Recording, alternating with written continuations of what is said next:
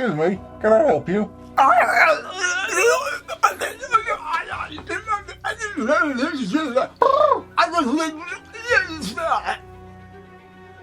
was just asking a question.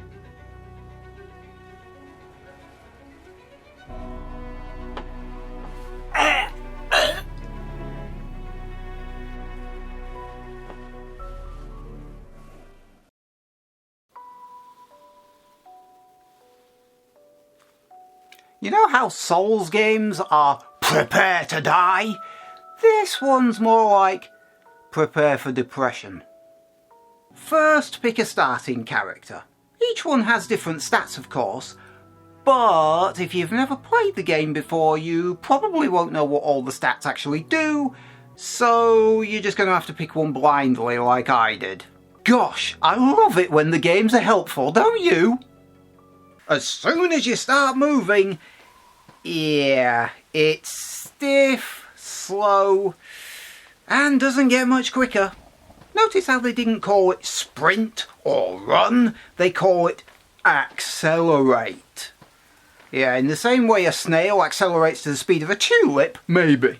Also, try aiming the camera at something and walking past it while keeping the camera on the something.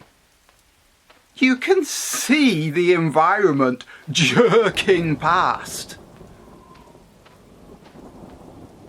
Also, Walter, the graphics look like they're from around the PS2 era, which would be fine if this was an anime. It isn't.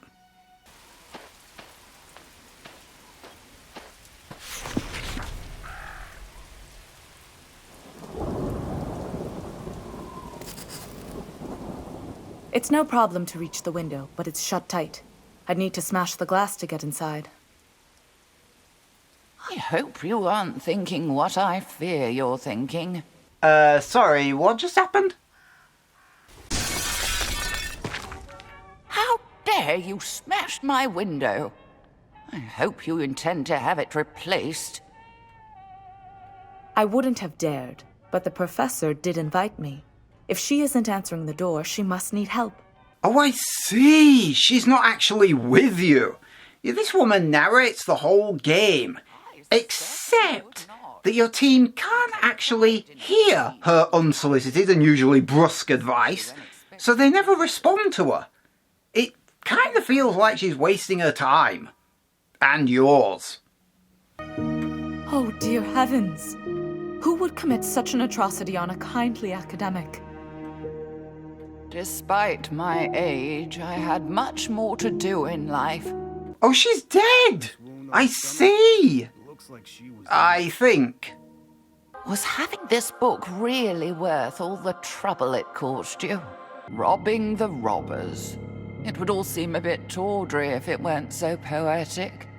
This is all too much. I bet he's just sending you on a wild goose chase to get rid of you. I'm so glad that she's contributing in such a positive way to proceedings, aren't you? Combat is turn-based and occurs, well, whenever you run into bad guys. Rooms will be marked by an ominous red glow under the door if there's a fight waiting inside for you. Who are you people? There they are. They have the professor's things. Get them back. These fools mustn't stop us. Deal with them.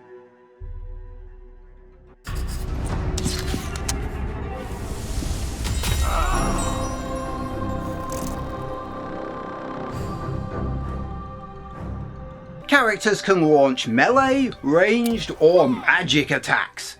At least they can if they have the relevant weapon.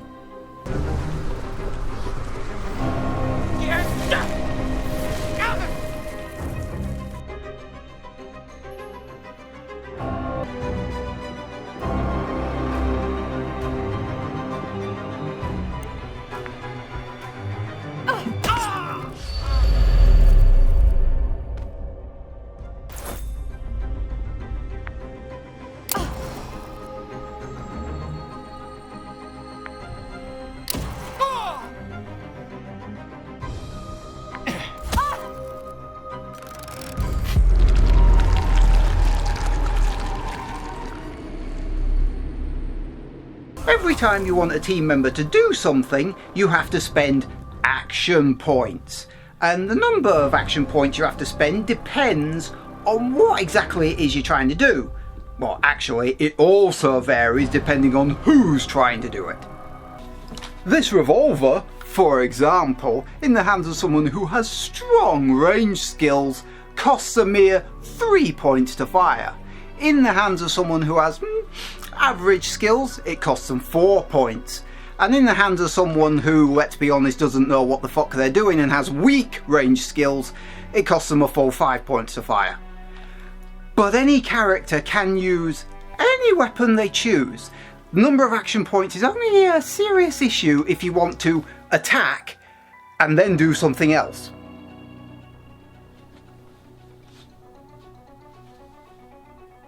You're limited in how many things you can carry to just 4 items per team member, but good news, you only have to carry things essential to combat, weapons, healing, etc. Ammunition is carried separately, as are key items such as, keys. And of course, weapons have limited durability, I ask you. Knives will break if you stab too many people with them. Guns will break if you shoot too many bullets. Even spellbooks will expire if you cast one too many spells. It's annoying. It's a damn good job each level comes with a supply of replacements. Oh, and did I mention that spellbooks also have a 50% chance to cast a random effect against a random character whenever they fucking please? Well, they do.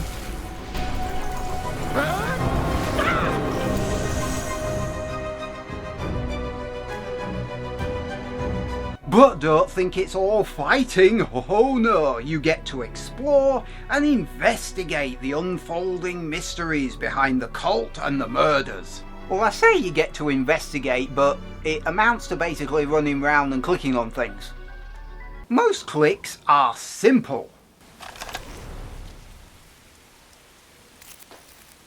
Some are not so simple. They are complex, meaning they require you to choose the correct action from the list, which is fine, so long as you click on the correct one.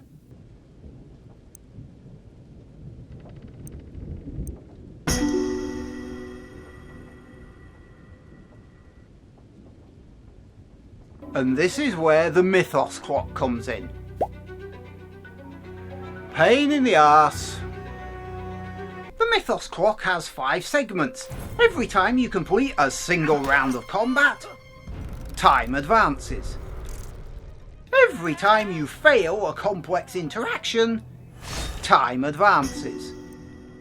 When the clock strikes 12, the old gods punish you for sticking your nose into their affairs. How dare you!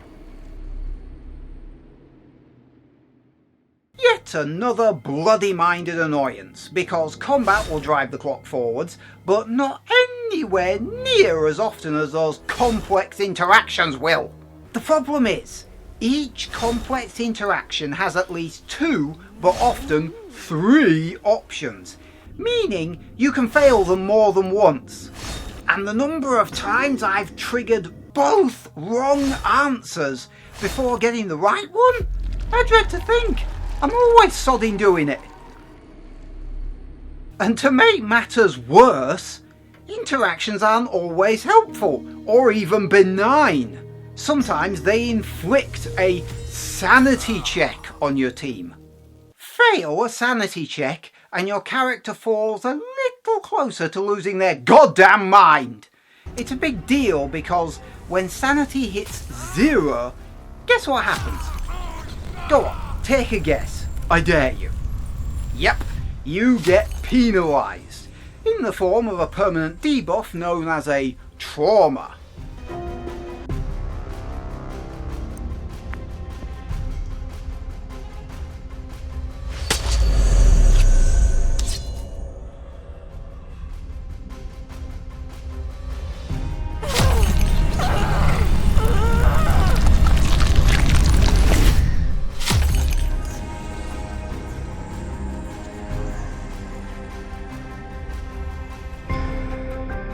And there's no way of knowing ahead of time what the correct option is. Well, unless you happen to have a team member with a skill that matches the thing you're interested in.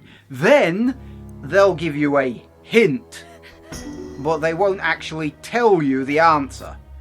And sometimes the hints are bloody useless.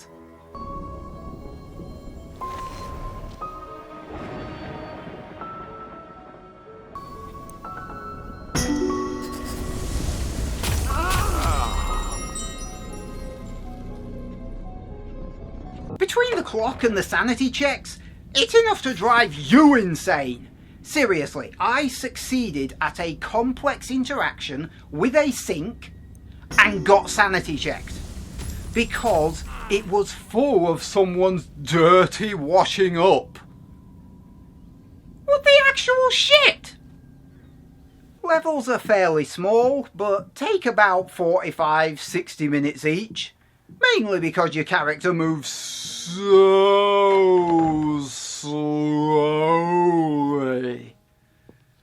My God. And you know what? I'd forgive all these irritations if the game was more engaging. It isn't. I mean, the music is... the cinematics, what there are of them, are just bland and uninteresting. The voice acting and the script is bad. And, you know, like, for example, when a monster chases you through the asylum, it's like, so the fuck what? It's just not interesting.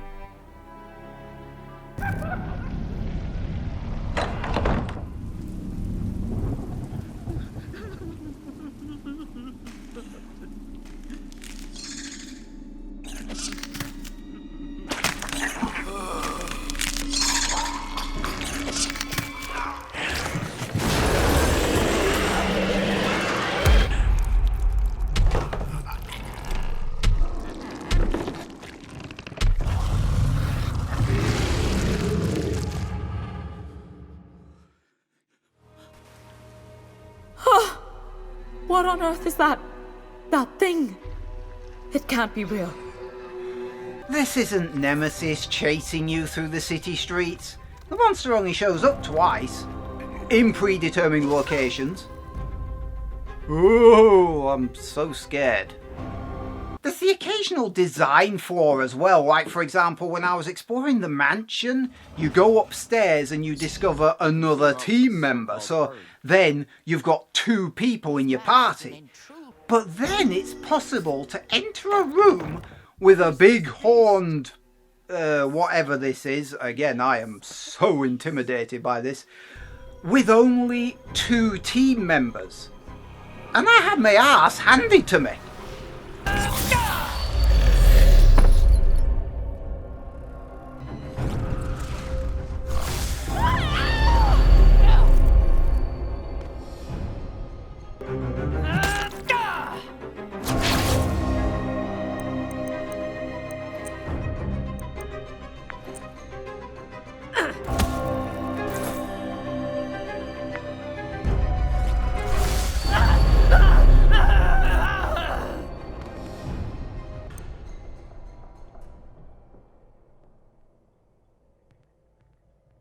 I restarted from a checkpoint, went in a different room, killed some more hapless cultists, grabbed the key and rescued my imprisoned team member downstairs.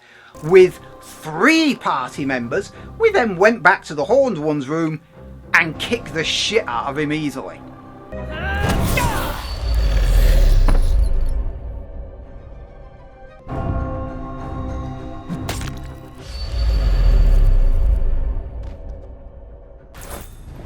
It's down.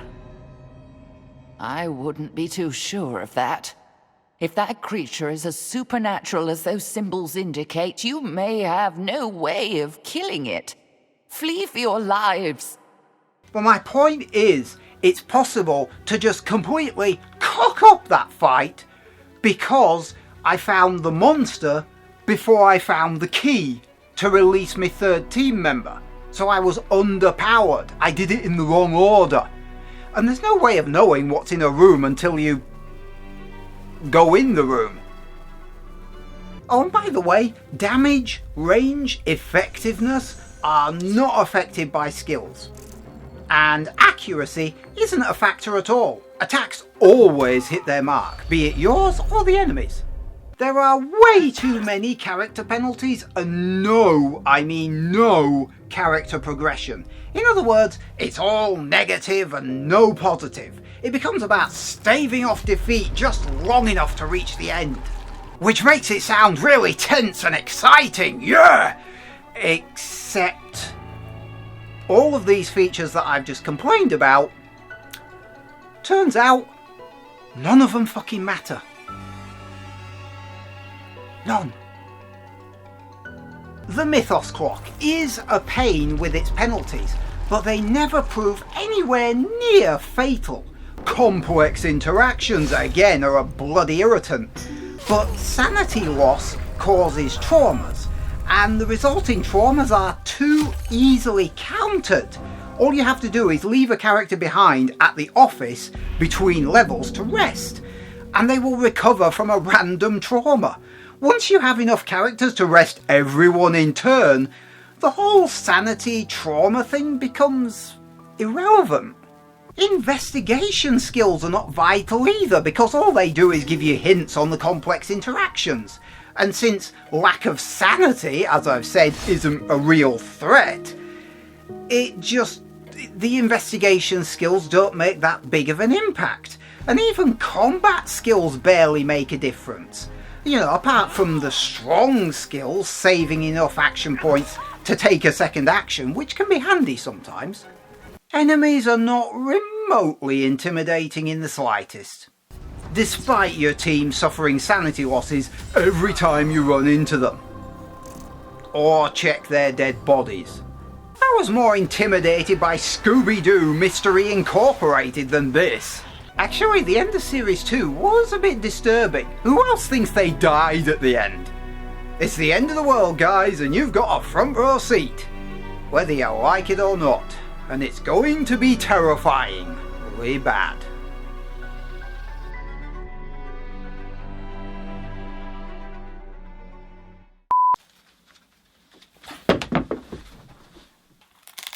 Oh.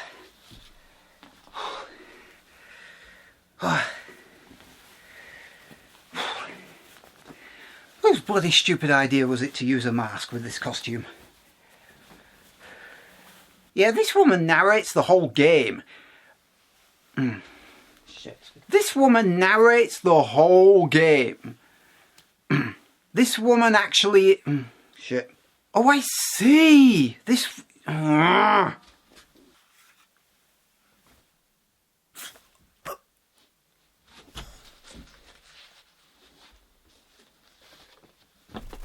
Ow! I banged me knee. Ow! Banged me knee as I went down. Ow! Was the take any good?